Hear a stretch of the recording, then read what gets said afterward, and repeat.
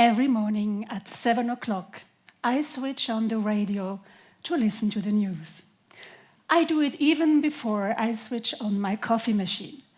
It's a habit I love, but also one I have started to abhor.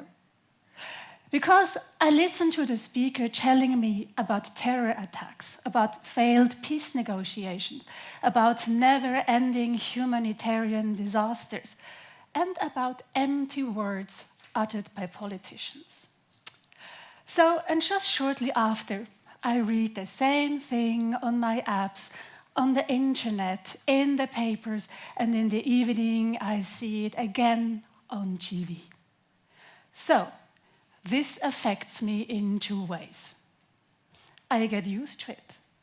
A bomb blast in Kabul, never-ending disaster in Aleppo, that's heartbreaking. But now let's check on the weather to be sure about the barbecue tonight. And at the same time, this always makes me feel totally powerless. Because what can I, as an individual, do against all that flood of terror, war, and disaster?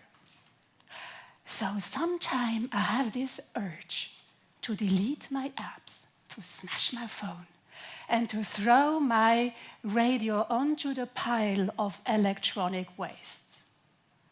And then I would just concentrate on myself, my family, and my friends, maybe turn to home gardening and breathing exercises. Actually, I know a lot of people who do exactly that. Friends of mine who tell me, listen, I can't deal with everything that happens beyond my personal borders, because I have enough to do with my kids, my partner, my sex life, my job, my bills, and my taxes. So, they literally disconnect. And I think that's perfectly okay. It's a way of dealing with life 2016. But as much as I would love to disconnect myself sometimes, I can't. And honestly, I don't want to either. Not only because I'm a journalist, but because I believe I have found a way of how to deal with this flood of terror, war, and disaster. It's a way that energizes me and gives me hope and makes me passionate. And this is what I would like to share with you this afternoon. It's to focus, to concentrate on the individual as an agent of change. Now, I know, now you might think, oh, wow, is this really big news? I have heard that before. There are millions of people all over the world who do good things, so what? And I agree with you. It's not really big news, it's actually quite banal. And you don't even have to do much. It's actually very simple, it's bubi einfach, as easy as a child's play. The only thing you have to do is to zoom in on people of whom you think they try to make a difference. This could be anybody. This could be your neighbor, somebody you met in the streets of Belp, and maybe even the cashier at your favorite grocery shop. As I concentrate my work and my trips on the Middle East and its regions, I zoom in on people living there, on individuals. And doing that, I realize that within this wall, within this flood of horror, war, and disaster, there are lots of waves sparkling, because there are things that are going well. There are lots of people, young men and women, who risk their lives, not only to make their ends meet in their everyday lives, but also to bring their societies forward. And ironically, those people often stand alone. They aren't even heard of within their own communities. So to concentrate on those and to make them seen and heard not only empowers myself, but it empowers them as well. Let me highlight my cause by presenting to you two young people who keep impressing me deeply. One is Abid Azimi. He usually has a big smile, and a very good one, but he looks very stern here on this picture. And I apologize for the bad quality of the pics. They were sent to me via Facebook Messenger. Abid Azimi is 23 years old. He is married and has a 1.5-year-old son, whom you see here in front of the house. Abid and his little family, they live in Ghor. It's a province in the west of Afghanistan and one of its poorest. Ghor is still a stronghold of warlords and religious extremists such as the Taliban. And within this context, Abid has a job that could endanger his life. Abid helps young women aged 18 to 30 years to get an internship in private sector businesses. In other words, he helps them entering the workforce. And this is, of course, something the religious extremists don't like at all, because they prefer the women to be secluded at home, and the mere idea of them getting out and work side by side with men in an office is a no-go to them. My other example is Hana al-Shawafi. Here you see her with her big love and husband, Osama, a human rights defender. Hana al-Shawafi is a 27-year-old woman living in Sana'a, the capital of Yemen. She is now working on a project of how to empower women, of how to make them more aware of the power and the power of decision they actually have within their families. And this is even more special as there is a war waging in Yemen, as you might know. There is a war that has been going on for 1.5 years now, a conflict between the Houthi rebels and the Saudi-led military coalition. A conflict that has brought the country onto the brink of collapse. 10,000 people killed, 8 of 10 Yemenis need humanitarian assistance. A conflict, however, who hasn't really made it onto the radar of international attention. So why did I pick those two? Also, this is very easy, very simple. I know both of them personally. Abid I met at the airport in Kabul, where he asked my photographer for cigarettes. We started to chat, and we really haven't stopped since then. And Hana I met when I visited Yemen shortly before the war broke out, and I was invited to a special girls' school, and Hana was my guide, and we have kept in touch ever since. So, but my main motivation to present those two is that both of them work to improve the situation of women within their communities. As you might know, it's a well-known fact that there is no peace, nor stability, nor any security if half of the population are kept in an inferior social position.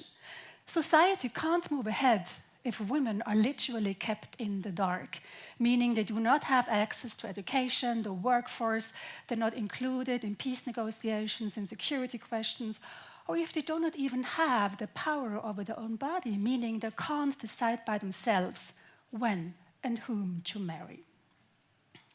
So this is why I always say, at least 10 times a day, Frauenanliegen, so-called women's issues, aren't just women's issues. There are societal issues, issues that concern women and men alike.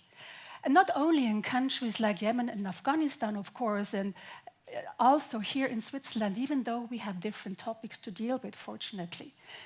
But you do not risk your life if you talk about it aloud and advocate it here. So Abid has been doing his job for 2 months now. He applied for it, he tells me, because he feels it's in the responsibility of the young generation males in the province of Ghor to support women. Because those are his words. His society can't move ahead, his province can't move ahead if half of the population are kept secluded, not allowed to enter the public space and workforce. You must know, after the fall of the Taliban, things have gotten slightly better in Ghor. And women, they go out, they go to school, and they actually go to work. But in many districts, women are still bereft of the basic human rights. Child marriages are very common. And lots of women can't even leave the house without the consent of the male guardians, the husband, fathers, brothers, or even sons. And if a woman is caught in some of the districts with a guy who is not her husband, she might get stoned to death. And Abid told me this just happened just a couple of weeks ago. So, against that background, Abid goes relentlessly to universities, girls' schools, to the Department of Women Affairs, and to cafes and restaurants where he knows that young women gather. And there he talks about his project that is supported by international organizations. And within just 2 months, over 100 young women have come to his office together with their family to know more about internships and now about the ways to register. And it's very important that the families are with them, because without their consent, Abid cannot do anything. So far, 25 women could be hired successfully. Now, his male friends, they laugh at him. They say, oh my God, what he is doing, working with and for women, this will ruin his future. But Abid doesn't care about those comments. He doesn't even care if the religious and conservative guys in his community frown at him or leave bad remarks. He tries to sit down with them and try to convince them and talk to them about his conviction of how important it is to let women work. And slowly but slowly, some of the guys start opening up. However, there is one big challenge, Abid tells me. This is going to be the moment when the Taliban find out and realize what he is dealing with. This could be really dangerous. So he keeps low profile. He doesn't talk about it in public, doesn't put anything on the internet. But he's very happy that I talk about it here tonight. Well, sorry, this afternoon. And when I asked Abid why he became the guy he is today, he tells me it's because of his mother. Because his mother, even though she was illiterate, always thought it was very important that her 3 daughters and 6 sons had a good education and got some work outside of the house. Unfortunately, his father supported his wife. So Abid has been able to witness within the nucleus of his own family what it actually did. And they could build a good reputation within the community, and Abid's mother is supposed to be is considered to be a very successful mother. Now, let's move from Afghanistan to Yemen, a country I have become very passionate about. I've been there several times and fallen in love with its beauty, its history, and its people. And needless to say, I'm devastated that the security talks, the peace talks in Kuwait collapsed, and that the Saudi-led coalition resumed its airstrikes. Breaks your heart, doesn't it? So it's part of old Sana'a. So when the war broke out, Hana wanted to leave, as so many other Yemeni did who could afford it. She felt bereft of her future, her education, her right to make plans. And she stayed because she realized that she could do her thing even though she stayed in the country. And little by little, she realized even more that she could make a bigger difference staying where she was than if she left.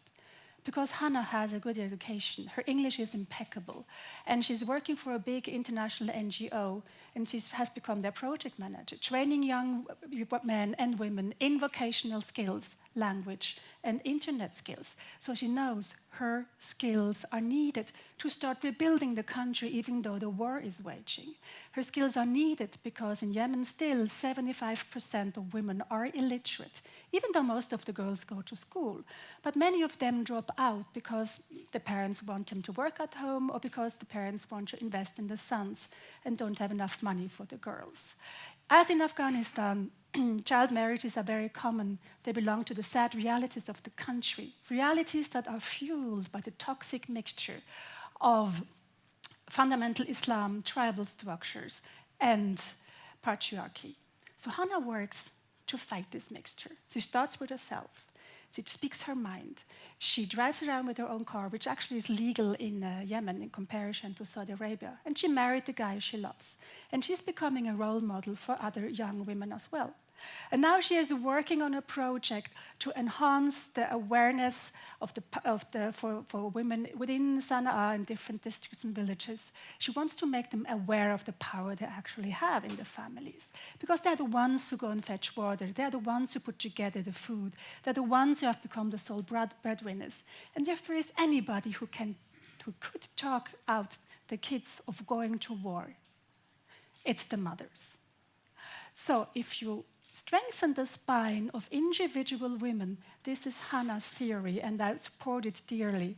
If you strengthen the spine of individual women, you make them more aware of the chances they have, you make them more influential, and in the end, you strengthen the whole society, which again, from which again men could profit as well. But it takes time, Hana says. Change happens slightly, in very small steps, very slowly. And I really hope that Hana and Abid will have the time they need. And meanwhile, I'll go on following the work, researching on them, and I will go on writing and talking about them as I do here. Not only to empower myself, as I said at the beginning of this speech. Of course, this makes me more resilient to what I hear whenever I switch on my radio at 7 o'clock in the morning. But most importantly, it empowers Hana and Abid in their daily struggles. Why? Because they know their work doesn't go unnoticed. They know their work resonates in other countries. They tell their friends and they tell their employers, which again could strengthen their position within their own societies. And maybe, this is also my hope, maybe one day their courage, their determination, and their work will also make a difference here in Switzerland. Thank you.